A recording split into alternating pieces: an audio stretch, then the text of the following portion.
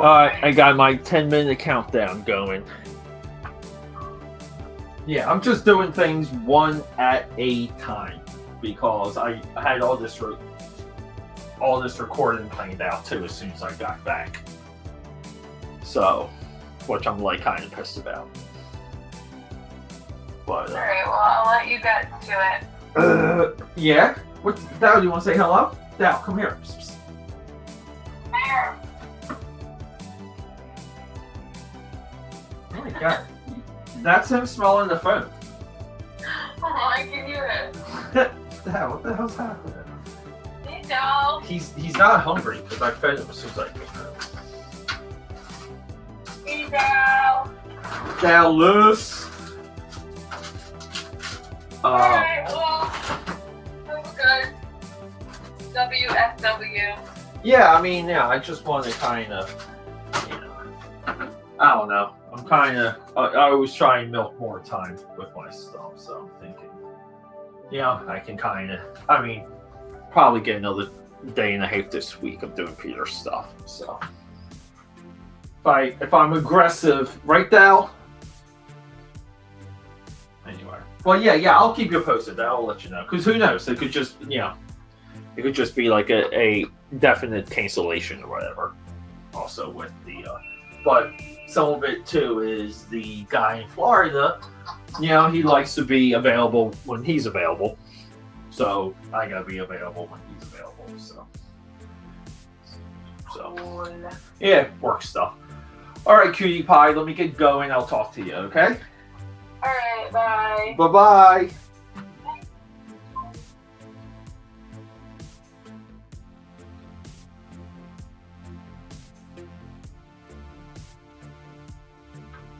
It's here.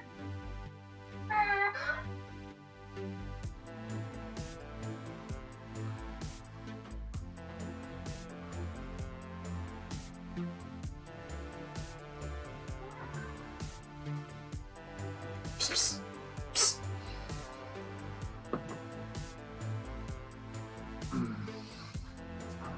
Alexa, turn on Wolves Den.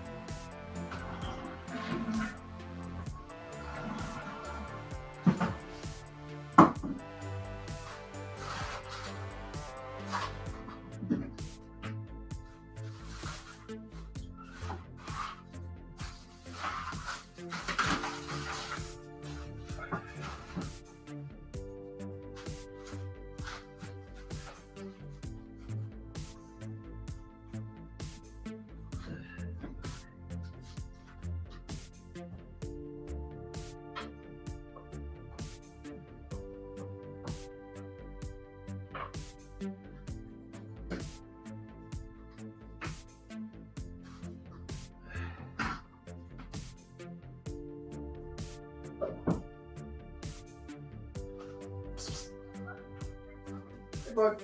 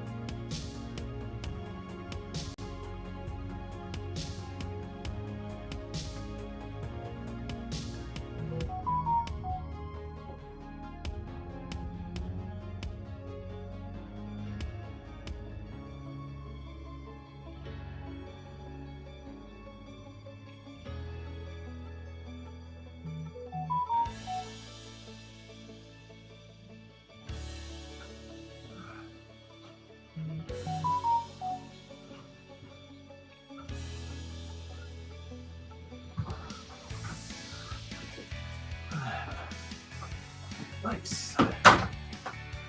Oh, buddy. Come on. Thank you, bud.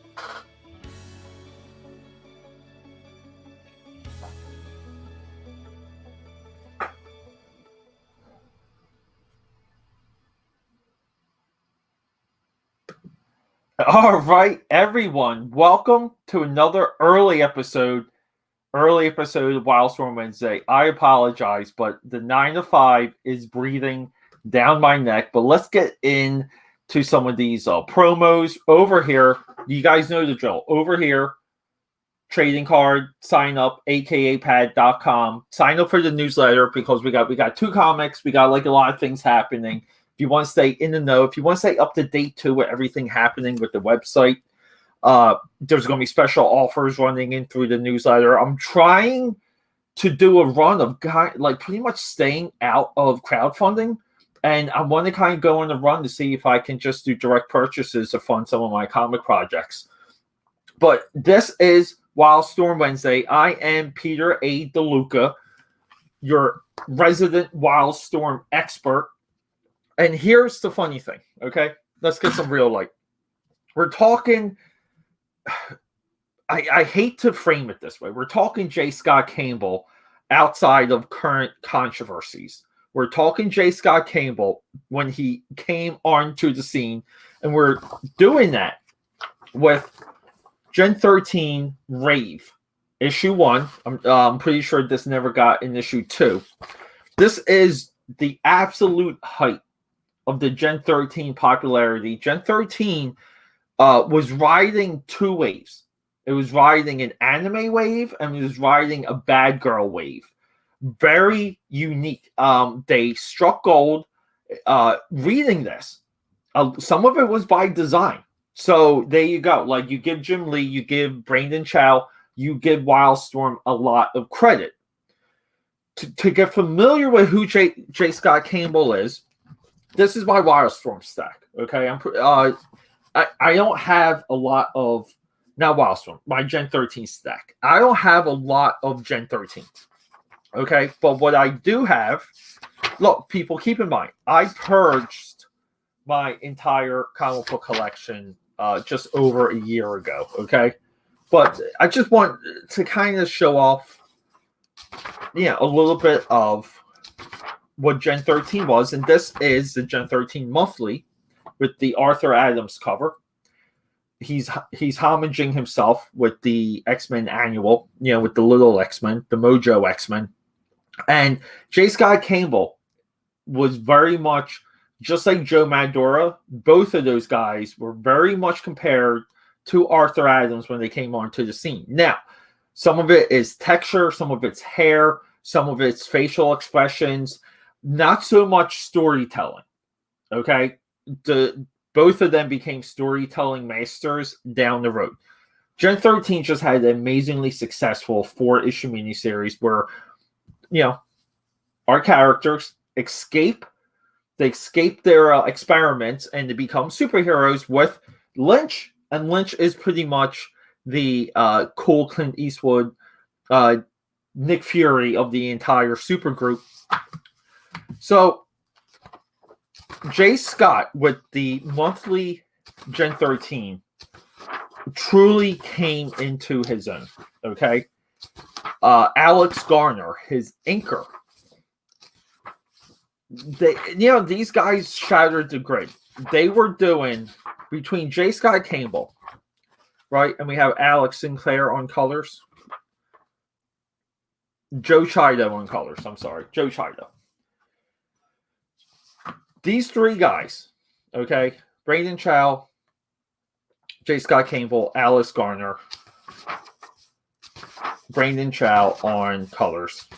They were making a book better looking than any of the X-Men books. Okay? That's the real truth.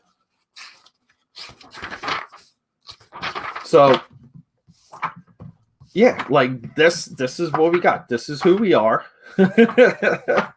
Okay? Always love this cover. Look at the whales too. The texture for the whales is just really cool.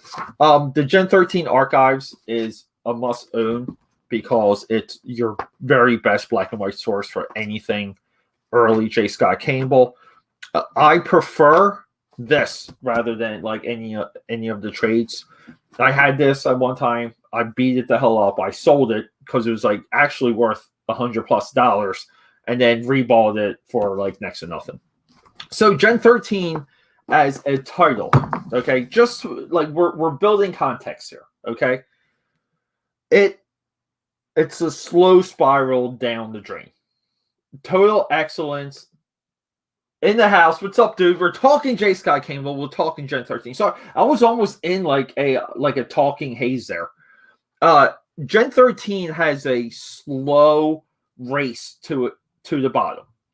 Part of the reason why Gen 13 falls from grace isn't so much the stories.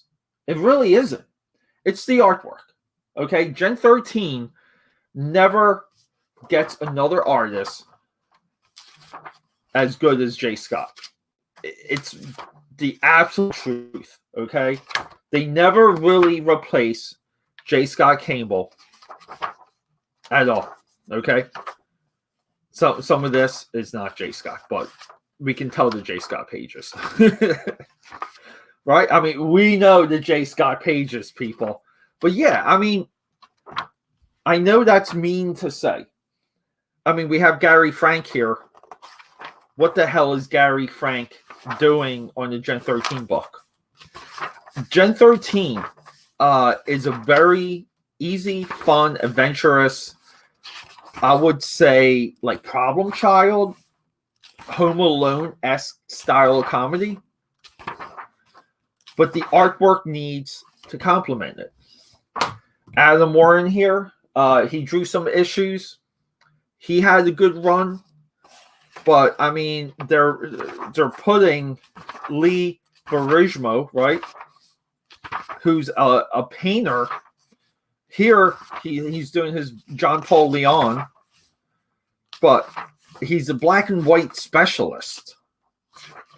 Uses photographs heavily.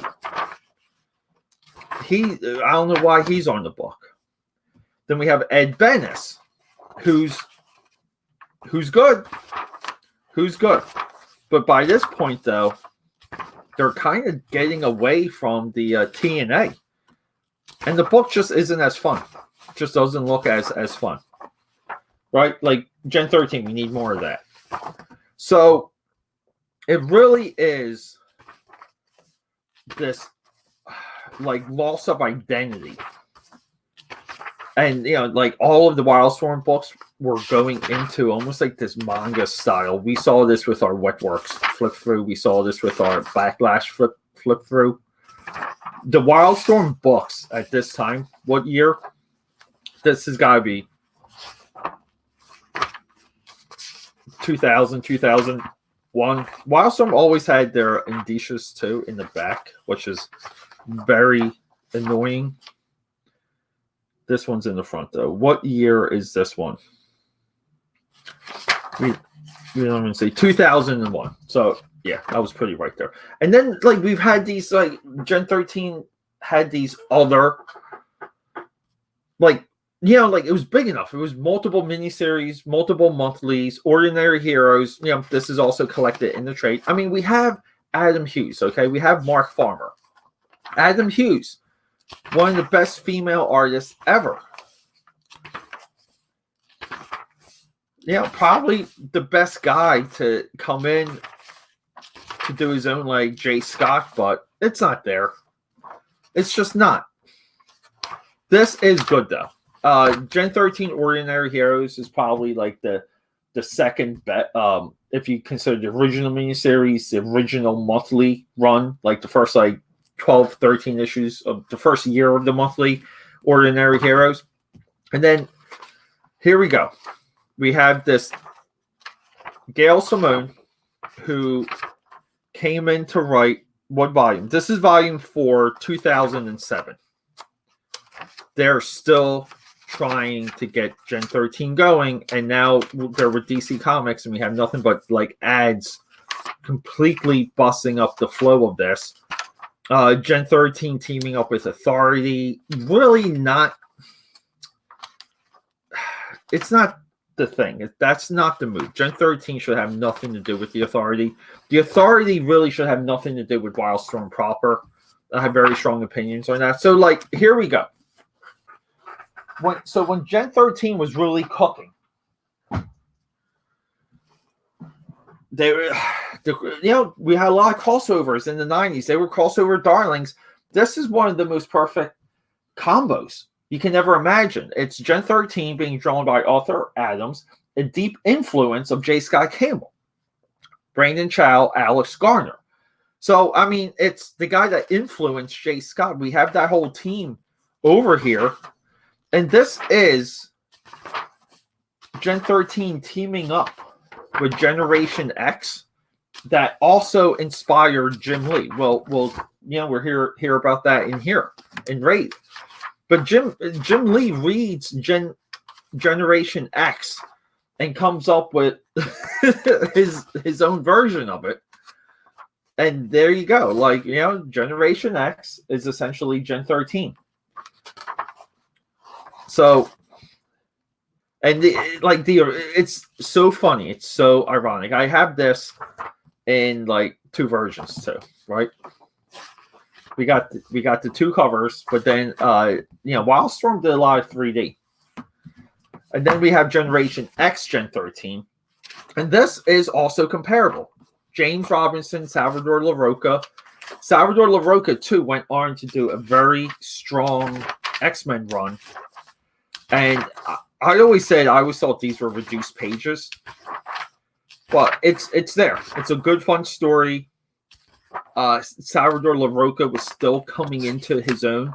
I always gave Salvador credit. He's drawn, like, during his time, some of the best hands, best fingers, best knuckles, best hand positions in comics. Okay? So, and we've already discussed this for Wildstorm Wednesday, Gen 13 and the Max. Also very good.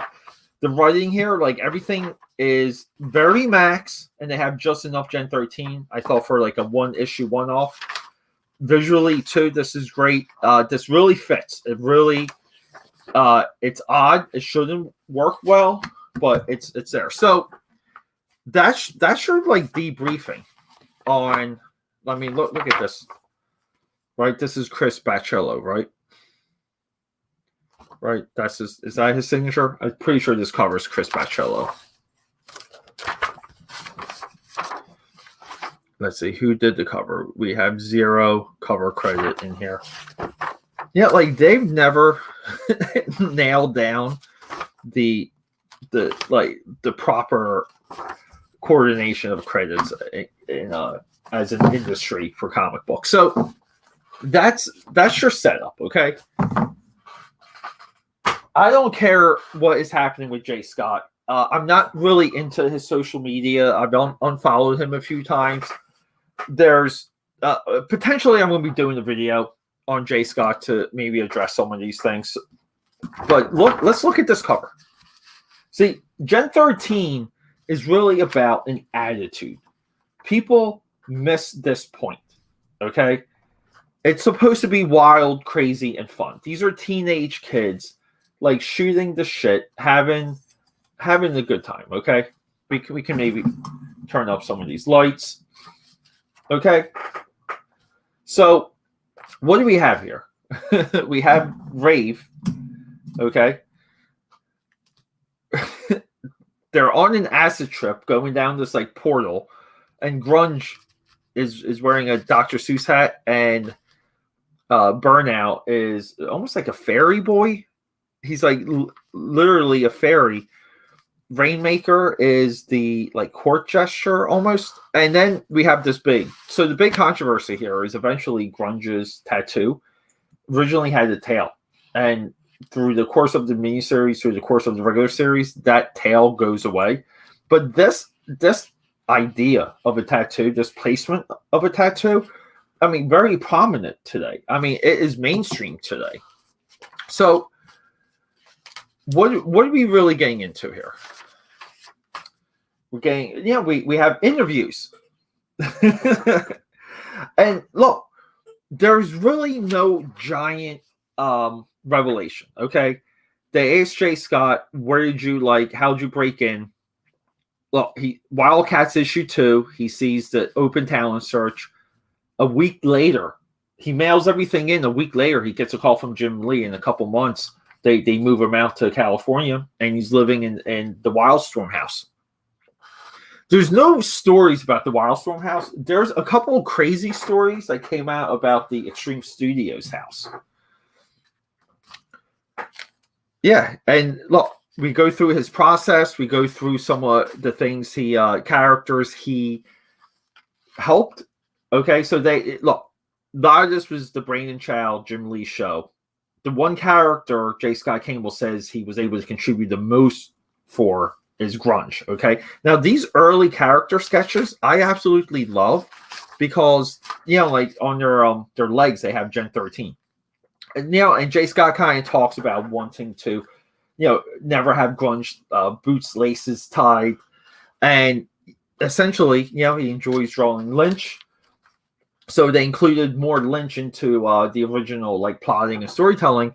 The process that J. Scott Campbell does at this point is essentially the Marvel method, which in this interview he really didn't know. he wasn't familiar with the Marvel method. The interviewer explains to him what the Marvel method is, and then then there you go. So it was by design to integrate these characters into the Wildstorm universe. Gen13, like we get into the Jim Lee part. Gen13 is an extension of Team 7. These are the children of Team 7. So the Wildstorm universe is in full effect. Jim Lee here, like, essentially tees up J. Scott Campbell of being like their greatest, their best like discovery. He talks about J. Scott Campbell improving page after page, all of it. Okay. No, again, look, this is a lot of this stuff is a fluff piece. There's no major revelations, but it is kind of fun. It is kind of important because it helps us like imagine, Gen 13 having this much demand that like their own supplemental like advertisement, pretty much their own preview piece, their own hype piece can get put out with the book. And then we have Brandon Chow, who I wish there was more interviews with him. He talks about talks about the world building, talks about them wanting to do a response off of the grittiness of Wildcats and Stormwatch. This was a targeted response over things, the landscape that they saw within comics. It's really cool because they're working, the three of them, Jim Lee, Brandon Chow, and J. Scott Campbell, are working in tandem together to crank out these books. Very important stuff. We got Freefall here too with the Gen 13 leggings. I really love Freefall's design here. And then we have Alex Garner, who, when I was reading this, I was hoping they wouldn't go into tracing because they're racing Alex Garner, what his like his approach on inking, and he goes, a lot of people think inking is tracing, blah blah blah blah blah. I didn't know too much about Alex Garner, but he was a full computer animator, and then he got, I don't know, ants in his pants, got antsy. He submits inking samples to the Wildstorm talent search, and he gets picked up on this right away. Also, Alex Garner grew as an inker, as a dominant inker. We can see that in the Gen 13 archives. Again, no major revelations here. He does cite Art, not Art Taber, Scott Williams, and Terry Austin from X-Men. Okay, the John Byrne era of X-Men. Terry Austin was the stainer for a long time. And then, look, you get some nice pinups. Again, like, no one could solve the riddle of how to draw Gen 13 other than J. Scott Campbell. I mean, this is a comparable good. Whoa, there we go. we blacked out there for a couple seconds, but we are back. Thank you very much. But yeah. So here's one of the things I absolutely love. They give you this org chart of the entire side of the Wildstorm universe, the IO side, which Lynch is involved in. Very freaking cool. Okay. I enjoyed reading this. It made me start thinking I should maybe do like a supplemental piece on this to explain this, make it a little bit more of a video. Super, super cool. They tell you this is basically sets up that they're experimenting. They've been experimenting on soldiers for a while to build a superhuman army. Again, that goes into Team 7. Team 7 has kids, Gen 13. Miles Craven is basically our Graves. So Youngblood later got Graves as their government villain guy. Creed, like Senator Creed for the X-Men. Miles Craven is that for the Wildstorm universe at this time. Some amazing, awesome Gen 13 cosplay. But at this time, there was no cosplay. They were just selling the idea, making it as new and original as possible. Another pin up here, again, solving the Gen 13 riddle is odd. It's tough. People can't do it. I would say if you were drawing Gen 13 too at this time, it must be very intimidating. Make your own grunge tattoo. Watch, this is just a gag. Pretty cool though. And then we have a whole recap of the Gen 13 adventure told in first person, like as if there's like a discussion, and they give you the highlights of the issues. We get our full character line up here: Fairchild, Grunge, Freefall, Burnout, Rainmaker, Lynch, Threshold, Bliss, Ivana, Keepers, Black Hammer, and Anna. Great cast of characters already, okay? Very anime. It really was. And then we get into Kevin Altieri from the Batman animated series. He directed Do the Evolution, one of the amazing Pearl Jam video. Yeah, they get into it. They get into Wildstorm 1 hour feature. They will change the animation game. I believe if this really got its distribution, if this got like a full release, I believe there was issues with the release of this and the sale to DC Comics, and DC seemed to have killed the Gen 13 movie. It only got released in like Australia. It's available on YouTube now. Like, we will be doing something, okay, with the Gen 13 movie. This is very telling to like what the hopes and dreams were for Gen 13. They were projecting Gen 13. This is also too, Wildcats is on Saturday mornings. This could have been everything, and it turned out to be nothing, and we had a slow death with the comic book. from there. Now, here we go. We got our first major crossover here. We got J. Scott Campbell, Day in the Life of, right? But Sarah Becker from Real World fame, she became a cast member for Real World. She's the one penning this. There's really not much here. We get a little bit of insight of the Wildstorm house. J. Scott Campbell locks himself out. He likes tacos. He works late, wakes up in the afternoon. This is done within a Sunday, which is kind of like, you kind of want a work day. He works all day, gets his tacos. He needs help getting back into his house. He loves the Beastie Boys. The movies, Seinfeld, Simpsons, X-Files, right? Those were all the disdainers at the time. Star Wars, Indiana Jones for movies, Nightmare Before Christmas, Hard Boiled, Beyond Valley of the Dolls, Bram Stoker's Dracula. Again, basic father, nothing crazy, no insight into his work process. But again, they're making a superstar out of this kid. They're making an investment in the artwork. That's what's important. We don't get none of that today. And then here we go. All right. The master of Gen13, J. Scott Campbell, still the only artist. Not even Jim Lee could nail these characters down as well as J. Scott Campbell did. And this is not even J. Scott fully formed. He gets fully formed in that monthly series. This is, substantial, awesome. Let's go. Great Gen 13 comic strip here. A lot of fun. And then, the inside cover I liked a lot too, because it kind of has free fall, working her magic. Really cool stuff. He draws the same hands today too. He draws them the exact same. So maybe that's the Rave. They're in a free fall acid trip. I don't know. Look, people, this is a dollar bin book. I highly recommend it. Gen 13 is jumping up in value. I really believe that original miniseries is a good investment. But hey, everyone, thanks for hanging out. Wildstorm Wednesday, rocking and rolling. I love you, and let's go.